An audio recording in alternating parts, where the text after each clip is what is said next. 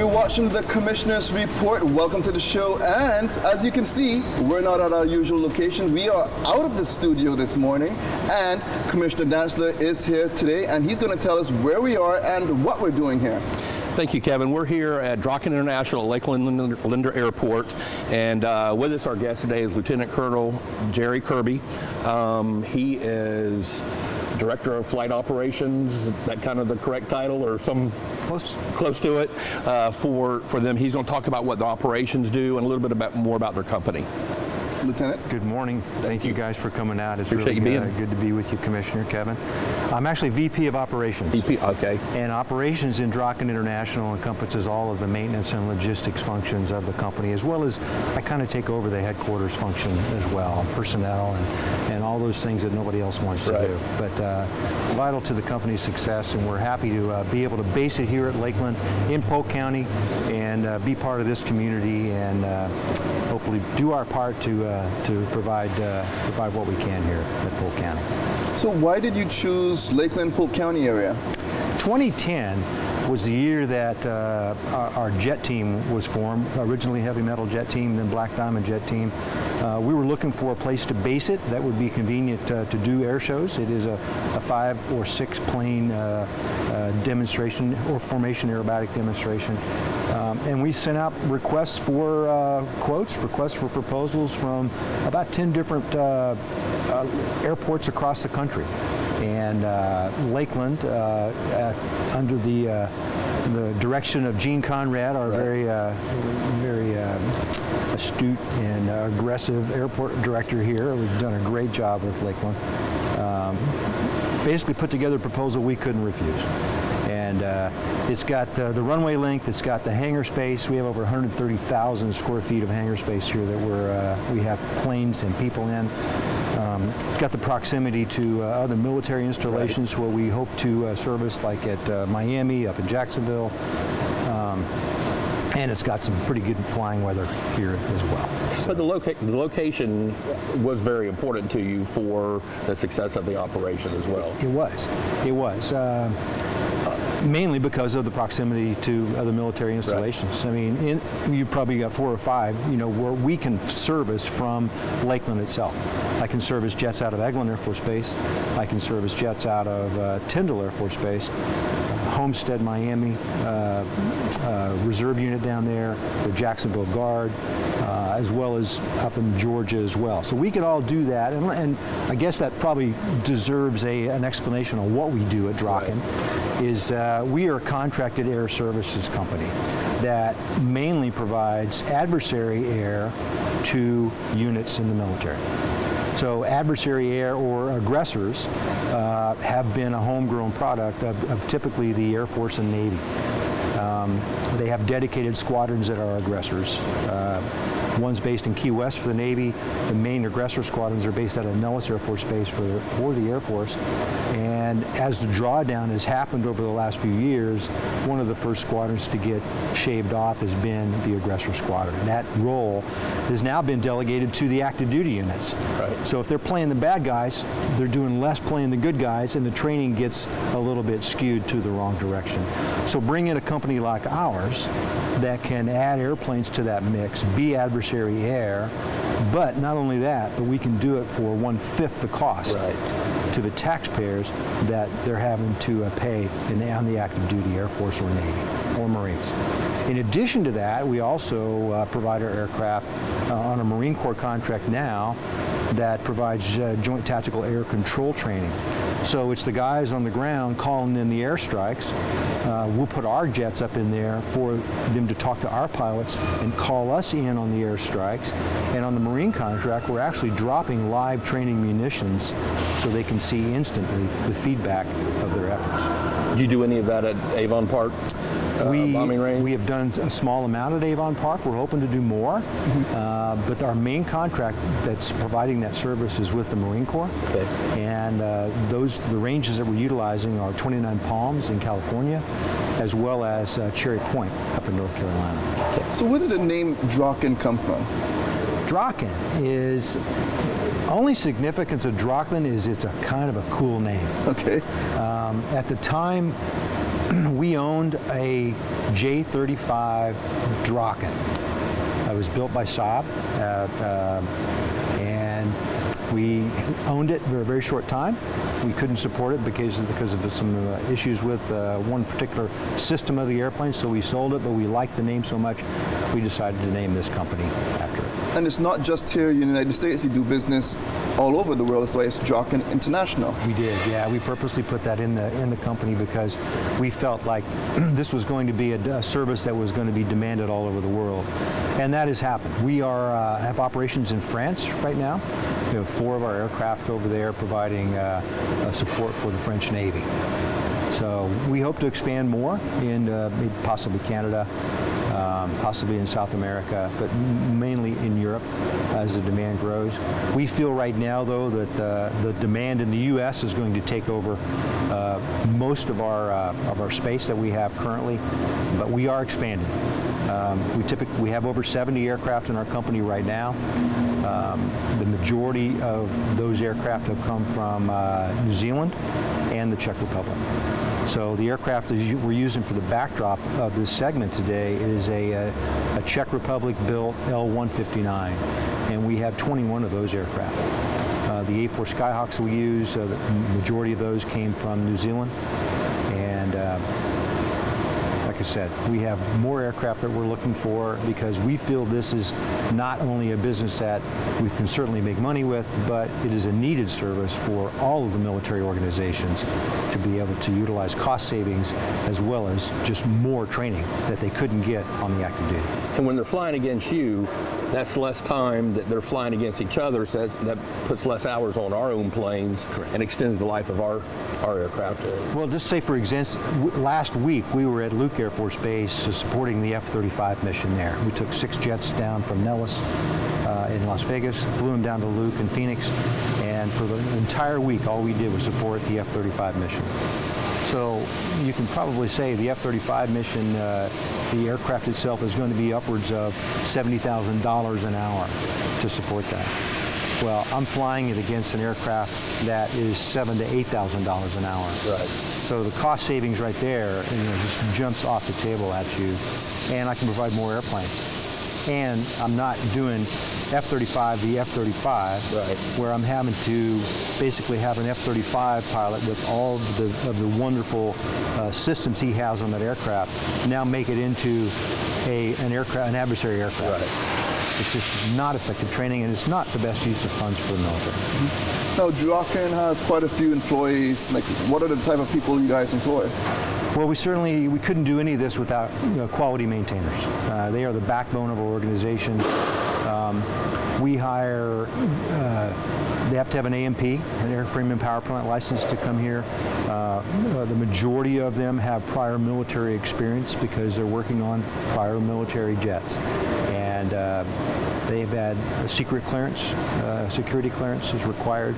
And so typically those people are found, have gotten out of the military, or they're currently reservists or guardsmen that are still maintaining a commitment to the U.S. military at this time. Okay. And you do air shows, I understand, as well. We do. It's not the main focus of our business. In fact, the jet team that I spoke about earlier is doing no air shows, but we are available for flyovers, and we typically will support those with Jacksonville or Miami or someplace close that we can get to. So we do keep the jets up for that, but the main focus of our company is support for the DoD. Okay. And so what are some of the other services? I know your main focus is that, but some of the other focuses, do you want to highlight some of them? Well, really the JTAC training for the Marine Corps, the French Navy support that we have many proposals out for other kind of services. But Nellis Air Force Base has the bulk of our revenue producing sorties, if you will, right now. Nellis Air Force Base is famous as being the home of the fighter pilot. It is where most of, or if not all of, the United States Air Force tactics training goes on. The Air Force Weapons School's there, red flag and green flag, major exercises that bring in multinational players from all over the world is held there. And so, as well as operational tests and evaluation training for every aircraft that's out there is held there. So we've been very fortunate to be put in the center of that wonderful place that we can provide services to all of those different missions at Nellis Air Force Base. And you have a lot of planes, you said. Was it 70? 70. What type of planes are they? Well, of those 70, they're not all flying right now, but they're all capable of being put together. But we have the A4 Skyhawk, which is, I would say, the original flagship of our company. We have 14 of those. The L-159 that I alluded to before, we have 21 of those. We have Air Mach-E MB-339s. We have 9 of those. And then we have the MiG-21, which is famous as the ultimate adversary aircraft, built in Russia and Poland and a few other places licensed out. We have 29 total MiG-21s that are available to be put back in service and used as adversary aircraft. And you've flown 50 different aircraft. I have. What's the most fun that you've ever had, the most fun plane you've ever flown? Not the most fun you've had in a plane, but I always say the one that I'm in is the one I'm having the most fun in. Okay. I have to be loyal to the one that's carrying me in the skies at the time. I get it. But I've flown the F-15 in active duty, F-15C, all air-to-air. I did that for 18 to 19 years of 3,400 hours of flying time in that aircraft, combat time. So I have to go back to that being, you know, my best airplane. Still have a warm place in my heart for it. I feel like I could get in it right now and go fly it, you know, and I've been out of it for 13 years. The F-4 Phantom has always been a favorite of mine. I did that after the F-15 and was able to, while I was on active duty as a drone commander, which is where those aircraft were stationed, I was able to bring that aircraft back out, paint it up, and put it in the Heritage Flight Program for the United States Air Force, where those aircraft are flown with modern day fighters and then the older fighters like the P-51 and the P-47. And to me, to be able to provide that visual to all the veterans, and I'm specifically talking to the Vietnam veterans and the older veterans that would have been able to benefit from that aircraft service, that touched me more, I think, than almost anything else I did in my whole military career.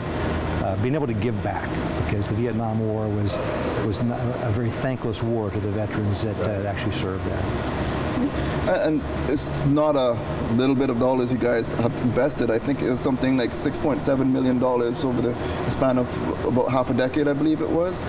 Well, there's a lot of money that's gone out. I won't talk specifics of it, Gotcha. nor I can verify the source of where that came from, but it takes a significant amount of investment, you know, to do this. And we didn't do it after we got a contract.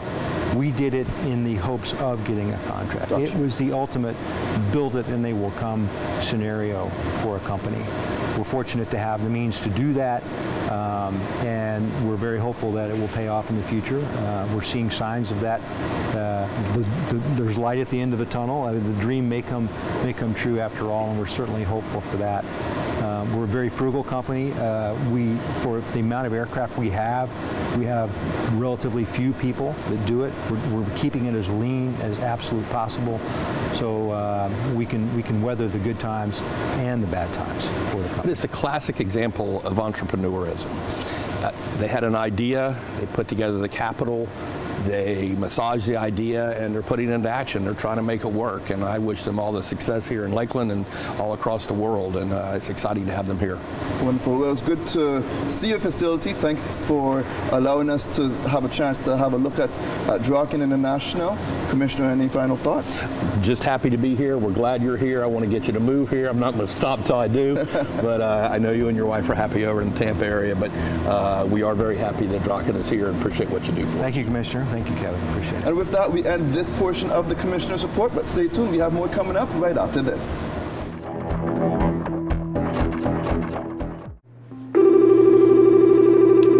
Hello, this is the operator. How may I help you? Hi, is this the litter hotline? No, that number has changed. You need to call Keep Polk County Beautiful at 863-875-8911. Okay, how about for a big pile of tires? 863-875-8911. How about a bunch of road trash? It's the same number, 863-875-8911. Okay, so what if I just see a fridge? 863-875-8911. That's great. Thanks. That's all. Keep Polk County beautiful. Thanks for doing your part. How may I help you? Polk County's litter hotline has changed. Now you can contact Keep Polk County Beautiful directly to report any of your litter concerns or to answer any littering questions you may have. Thanks for doing your part.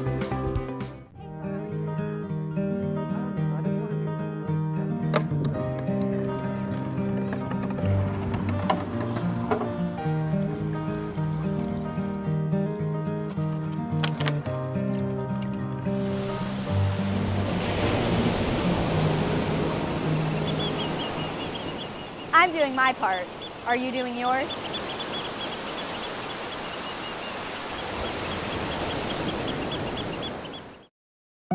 They told me a bottle couldn't dream. That I would never become a superhero.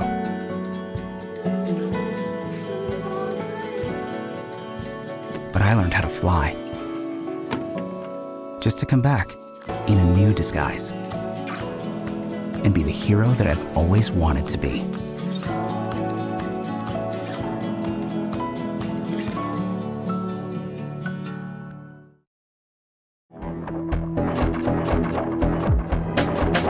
Welcome back to the Commissioner's Report. I'm your host, Kevin Watler, and we are now joined by the Equal Opportunity Diversity Representative, Ms. Sharon Mathis, and also a firefighter EMT. He went through the PDRTP program, Marlon Groover. Welcome to the show. Thank you. Thank you. So first, Ms. Mathis, what is the PDRTP program? The PDRTP program is called really the Proactive Diversity Recruitment and Training Program, created by the Community Relations Advisory Council to increase diversity in fire rescue. What we do is we hire our own people. We go out into the community and we get people from Polk County to go into this program.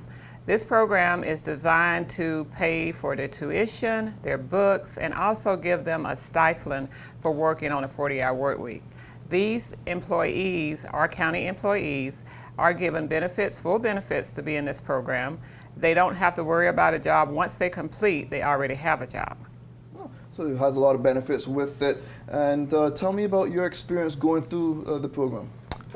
My experience was kind of rough. I have a corrections background. I was doing that for about 7 years, and I was looking to get out, and I had a mutual friend. He told me about the program. I met Miss Sharon, I applied, and thank God I got hired.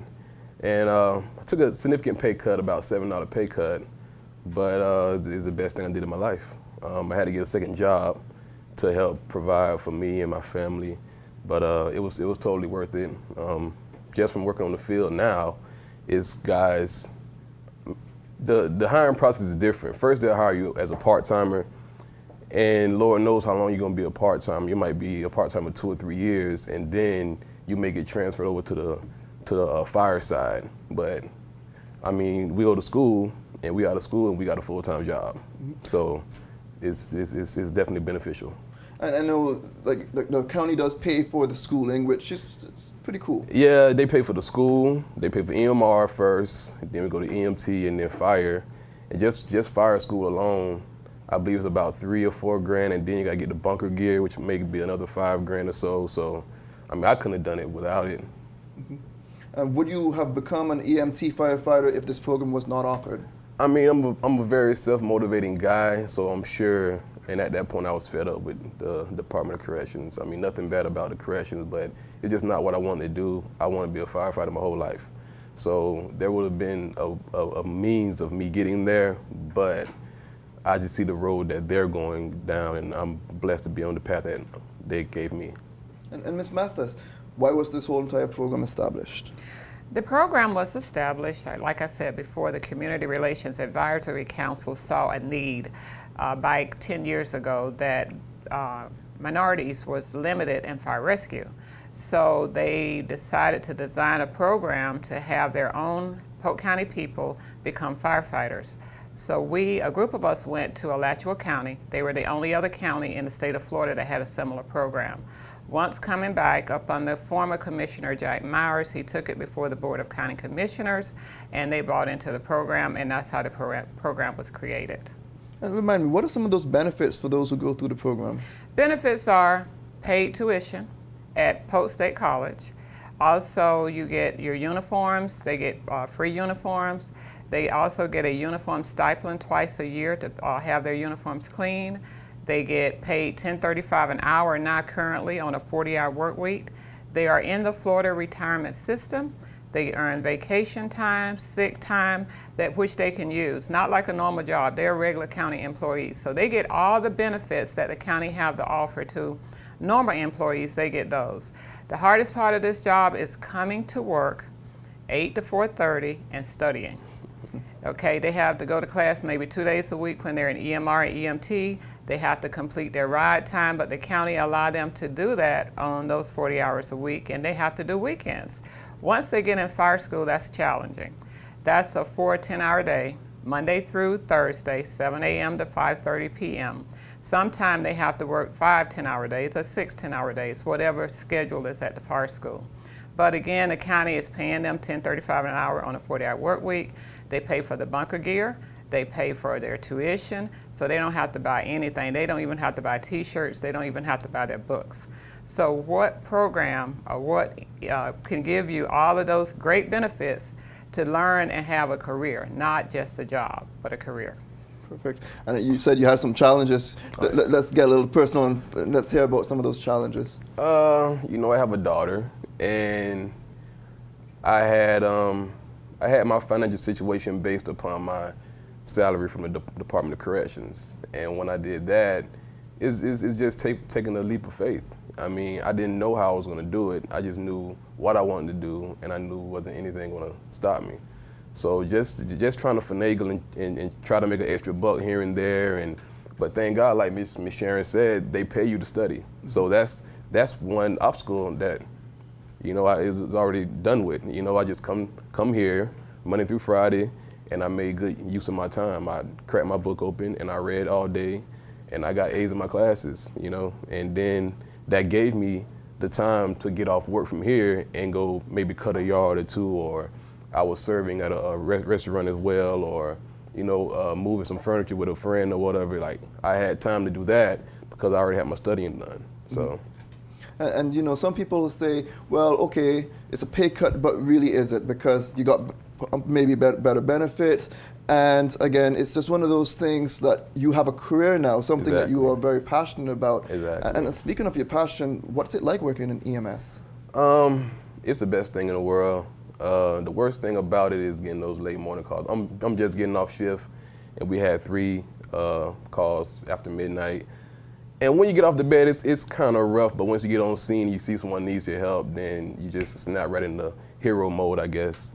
And it's so rewarding, it's so gratifying, it's nothing else I'd rather do. Mm-hmm. And I know Polk County is a little different in some departments. Some departments have it set up the same way, but we work 24 hours on, 48 hours off, so it does give you, you know, adequate time off. Exactly. And, you know, do you like that? I mean, I actually have more downtime for my family now than with the Department of Corrections. They were so short-staffed there, we would get mandatory probably about 2 or 3 times a week, and it's days I promised my daughter to take her skating, and I can't because I got to spend 8 more hours at work. But now I have 2 more days. You know, like I worked yesterday. I'm off Wednesday and Thursday, so I'm gonna pick my daughter from school, and my stepson. We probably gonna go to the park or something, and I have tomorrow to spend time with whoever else. Go back to work on Monday, and it's perfect. Mm-hmm. So, Ms. Mathis, around how many people went through the program? I know he's one out of around how many? Since 10 years ago, he's probably 1 out of 60 people that went through the program. And one good thing about the program, most people have not stayed just firefighters. We do have paramedics and driver engineers who have promoted up in the program. So currently, we have probably through the program around 30, 35 people that's still working for Polk County. Oh, excellent. And when's the next enrollment? We're looking at October and November. is normally the recruiting time. We have an orientation, and we'll probably be putting out information telling everyone to come to the orientation. If you come to the orientation, you're going to at least get an interview with the panel. The interview process is very, very rough to some people, because if you've never sat around the table with 5 different people, that might be rough, but don't let it scare you. It's only going to prepare you for the real world. The panel consists of the Community Relations Advisory Council. We also have a retired major from the Sheriff's Office that headed. We have someone from Fire Rescue and also someone from Human Resources. So I tell people, don't let that knock you. We're going to be putting out PSAs on the radio stations that will be out there. We also get the recruits to put them out in the neighborhoods, your local barbershops, grocery stores. So when you see the little pamphlet, you're interested, just give me a call. My name is Sharon Mathis. My number is 863-534-6027. If you want to start a new career in Polk County, this is the best way that you could go. But you got to want to work for it. It's not easy. And again, who can apply? Anyone 18 and older can apply with a high school diploma. Okay. And within that, are there any things that you guys really look for? Yes, we look for a good driving record. Once you pass, well, first of all, high school diploma or a GED, you need a good driving record. You need to live in Polk County for 2 years. Unfortunately, Hillsborough County, Osceola, Orange cannot apply. You can apply, but you won't be qualified. The system will kick you out. Then if you pass that part of it with your driving record and everything, and it is an income criteria, and that's based on HUD guidelines. And I don't ask the question before because I want to be fair to everyone. We get it when we get ready to interview from the HUD department. After that, you're sent to Ridge Career Center to take a tape test. You must pass 10th grade reading, 10th grade math. If you pass all of that, given to a selection committee, they narrow it down. Last time we had 300 applications. They narrowed it down to the top 7, and we picked 4. Okay, so it's usually 4 at a time that goes through? Well, it just depends on where we are, but we have 4 firefighter positions and 2 EMT positions. But currently this time around we may have 4 because we may have 2 and 2. It just depends on where they are in their studies and the completion rate. Okay, and Marlon, what's next for you? I plan on applying for medic school next year, hopefully next August, getting that. That's about a year. Then I'll probably take a year off, save some money, and get my nursing. And again, I'm gonna just try to move through the ranks. I'm gonna get my engineer somewhere through that time. Hopefully lieutenant, maybe fire inspector, you know. I'm just a type, I'm very goal oriented, and I just keep working. So hopefully I'll be at the top. Wherever that is. Maybe want to be a chief one day or anything possibly, like that? Possibly. Yeah, I'm definitely not opposed to it. Perfect. And Ms. Mathis, if you had anything else to add about the program, now's your time to do it. What I want to close with is Polk County is a great place to work. You have a county manager that has backed this program from day one, Mr. Freeman. It's not that he's talking the talk, but he's walking the walk. He is very high on diversity, and he wants everything to be diversified. So if you want a career, come see me. If you want a job, don't come see me. But if you want a career, this is the place to come and be a part of the Proactive Diversity Recruitment and Training Program. Okay. And what about you? Well, I just want to, again, like many other times, thank everyone who was involved in giving me the opportunity, the Board of County Commissioners, Ms. Sharon Mathis, everybody in the diversity recruitment program and whatnot. Whatever I can do to promote the program, I'm definitely going to do it. I was at work yesterday. She called me, and I said I'll be there when I get off because I believe in the program, and I want to be one of the people that give it a good name. So, I mean, I didn't hear about it until one of my friends told me about it, and I don't think it can get too much marketing or, you know. Everyone should know about this program. It's a lifesaver to me, and it can also save somebody else's life. So I just want to thank everybody for that. Thank you so much. And with that, we're going to end this edition of the Commissioner's Report. We'll be back again next month. Take care.